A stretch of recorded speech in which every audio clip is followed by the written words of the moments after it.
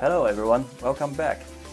So in this course, we'll be talking about the environment tool setup.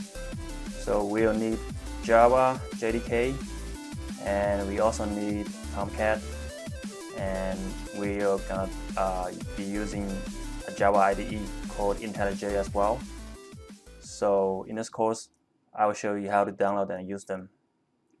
So the first one, Java JDK. Let's just type in the browser, Java JDK 1.8 download, and I click on this link. So you will be brought to the Oracle Java download page, and then you can see the Java SE development kit. This is the version 65 and 66, and then there's license agreement. You want to click on this one, and then there is a different versions of the package files. So if you are using a Linux system, you want to use the corresponding package for your operation system. If you use a Mac, this is the Mac package. And then because I'm using the Windows 64-bit version, I'm gonna use this one. And if you click on it, it's gonna start to download it. So I have already downloaded and installed Java. I'll just skip the step for now. But I do want to mention one thing, is that after you finish the installation, you want to make sure that the environment variables for Java is set up correctly.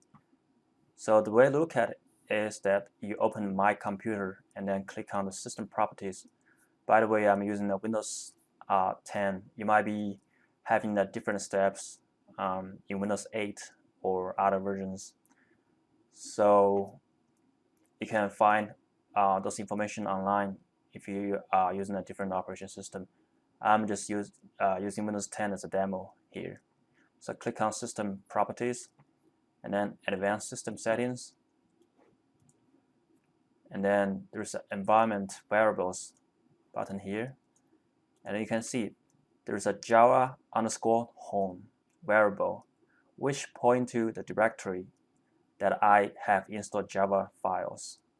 Alright, you want to point to the root folder, which means this folder contains all the Java files that I've installed. And then the way to add a new variable, if you don't have it already, is just simply click on New and then type in the variable name and give it a corresponding directory, and then just click OK, and then it should be good. Alright, I'll just skip the step because I've already added the environment variables. Next is Tomcat. We're going to be using Tomcat 8 here. Okay, so go to the Tomcat download page, and then again you will see different distributions for different operation systems. So if you are using other systems other than Windows, just find the corresponding packages for yourself, and then I'll just leave it to you to figure out because it's relatively straightforward.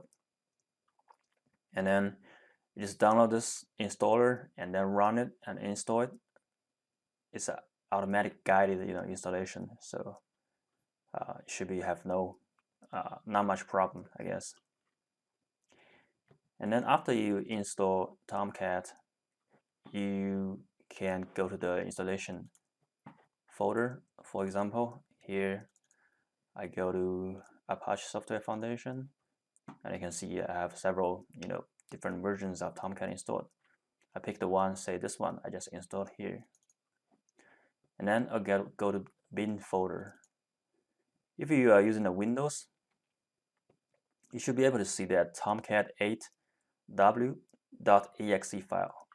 Just double click to run it. Okay. So this is basically a management GUI for Tomcat service. can see you can start your service here, and then you can stop and pause or restart.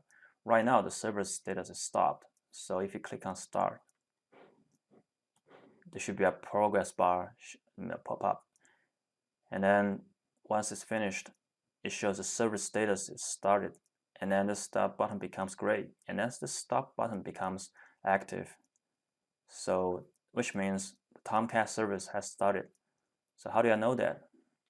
Well, a simple way to check it is just you go to your localhost column 8080. All right. So if you go to this address, this should be the default Tomcat service page when you visit this address. All right. If you see this address shown up, that means your Tomcat service is running correctly. Okay.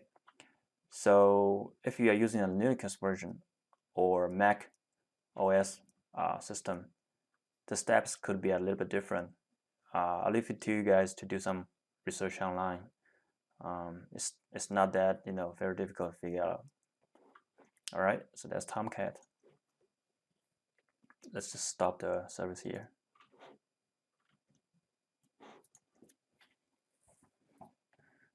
The next one I want to talk about is the Java IDE.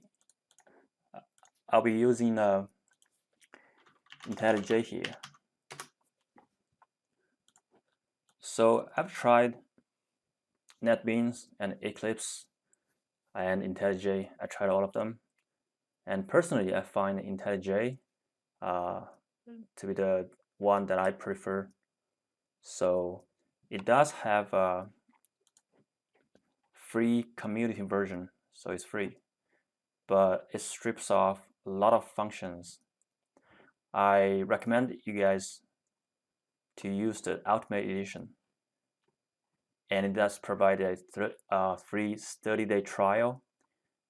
After 30 days, you need to pay a amount of fee for your personal usage. So if you can finish this course in 30 days, you should have no problem. And if you can't finish this course in 30 days, if you finish, say, just 60%, you can still gain a lot of information. So I would recommend you to use this Ultimate Edition, because in that case, that's the one I use. If you use other IDE like Eclipse or NetBeans, the general steps should be the same. It's just that you might take more time to figure out the exact steps for the corresponding IDE. All right. So the installation of IntelliJ is relatively easy as well. You just download the installation file and then follow the installation guide, and then you should be good to go. All right. So I'll just leave this course, this one for now. I'll see you in the next section.